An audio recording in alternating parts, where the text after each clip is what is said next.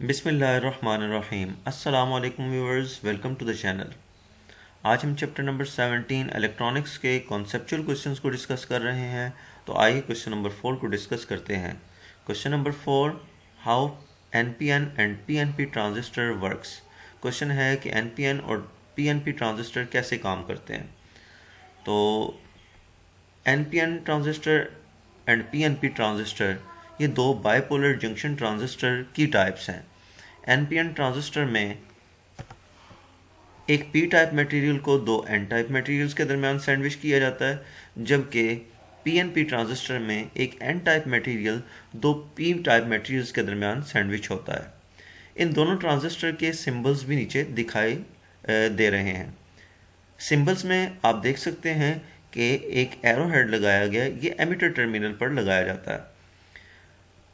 NPN transistor में emitter पर arrow की डायरेक्शन आउटवर्ड है, जबकि पीएनपी ट्रांजिस्टर के सिंबल में एमिटर पर एरो की डायरेक्शन वो इनवर्ड है।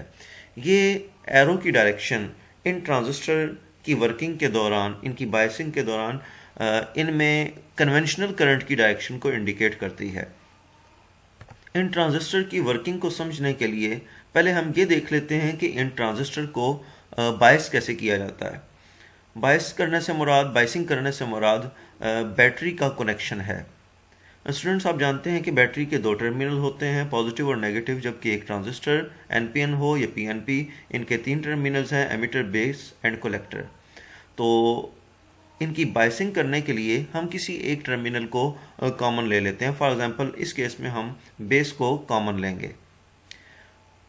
बाइसिंग के लिए दो रूल्स हैं कि एमिटर बेस जंक्शन उसे फॉरवर्ड बाइस किया जाता है, जबकि कलेक्टर बेस जंक्शन उसे रिवर्स बाइस किया जाता है। मैं रिपीट कर देता हूँ, emitter base junction is forward bias whereas collector base junction is a reverse bias. इस तरह की बाइसिंग करके इन दोनों ट्रांजिस्टर की बाइसिंग वो आप इस फिगर में देख सकते हैं। पहली फिगर में एनपीएन ट्रांजिस्टर, उसकी बाइसिंग की गई है, जबकि दूसरी फिगर में एक पीएनपी ट्रांजिस्टर की कॉमन बेस कॉन्फ़िगरेशन में बाइसिंग की गई है। एमिटर बेस जंक्शन क्योंकि फॉरवर्ड बाइस करते हैं, एमिटर एन टाइप है, इसे negative terminal of the battery से कनेक्ट किया गया है। बेस पी टाइप है और उसे पॉजिटिव के साथ कनेक्ट किया गया है। और कलेक्टर बेस जंक्शन क्योंकि इसे रिवर्स बाइस करना होता है, कलेक्टर एन टाइप है, इसे बैटरी के पॉजिटिव टर्मिनल के साथ कनेक्ट किया गया है। इसी तरह पीएनपी ट्रांजिस्टर की भी बाइसिंग नीचे दिखाई दे रही है। तो आइए अब हम इसकी वर्किंग की तरफ चलते हैं। हम देखते हैं कि ये ट्रांजिस्टर कैसे वर्क करेंगे। स्टूडेंट, फिगर में हम एक एनपीएन ट्रांजिस्टर की वर्किंग को समझने लगे हैं। पीएनपी ट्रांजिस्टर की भी वर्किंग ऐसे ही होगी, बस उसमें चार्ज कैरियर्स इलेक्ट्रॉन्स के बजाय होल्स होंगे। NPN transistor common base configuration में है। इसमें एमिटर उसे negative terminal of the battery से कनेक्ट किया गया है और बेस इसे positive terminal of the battery से, ताकि एमिटर बेस जंक्शन ये फॉरवर्ड बायस हो जाए। और इसमें कलेक्टर जो कि एन टाइप है, उससे बैटरी के पॉजिटिव टर्मिनल से और बेस को नेगेटिव से, ताकि कलेक्टर बेस जंक्शन ये रिवर्स बायस हो जाए।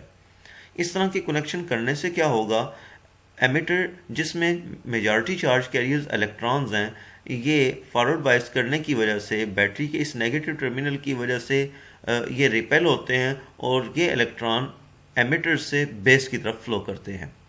अब बेस एक ट्रांजिस्टर का वो बहुत थिन होता है और उसकी डोपिंग भी बहुत कम होती है।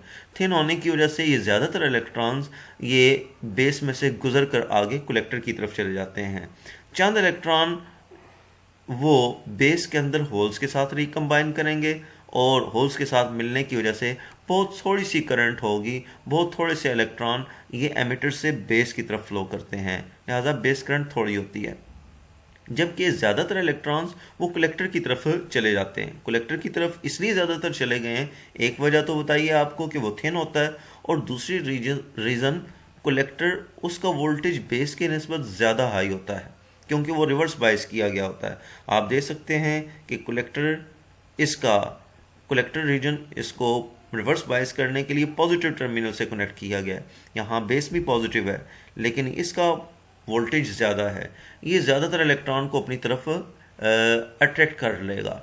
इस तरह एमिटर से जो चार्ज कैरियर्स निकले हैं, इलेक्ट्रॉन्स जो कि इस केस में निकल रहे हैं, वो सारे के सारे एमिटर से बेस की तरफ आते हैं, लेकिन यहाँ से आगे कलेक्टर की तरफ चले जाते हैं।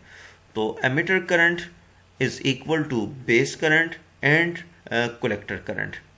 बेस करंट बहुत थोड़ी है, कलेक्टर करंट बहुत ज़्यादा है बेस करंट के मुकाबले में, और ये ज़रूरी है। एक ट्रांजिस्टर, उसकी कलेक्टर करंट ज़्यादा होती है और बेस करंट कम होती है, लिहाजा वो एक एम्पलीफायर की तरह वर्क करता है, और हम इसे एक करंट एम्पलीफिकेशन डिवाइस भी कहते हैं।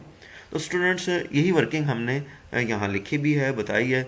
आप देखें, NPN transistor and PNP transistor working से हमने लिखा है कि एमिटर बेस जंक्शन इसे फॉरवर्ड बायस किया जाता है, जबकि कलेक्टर बेस जंक्शन उसे रिवर्स बायस किया जाता है।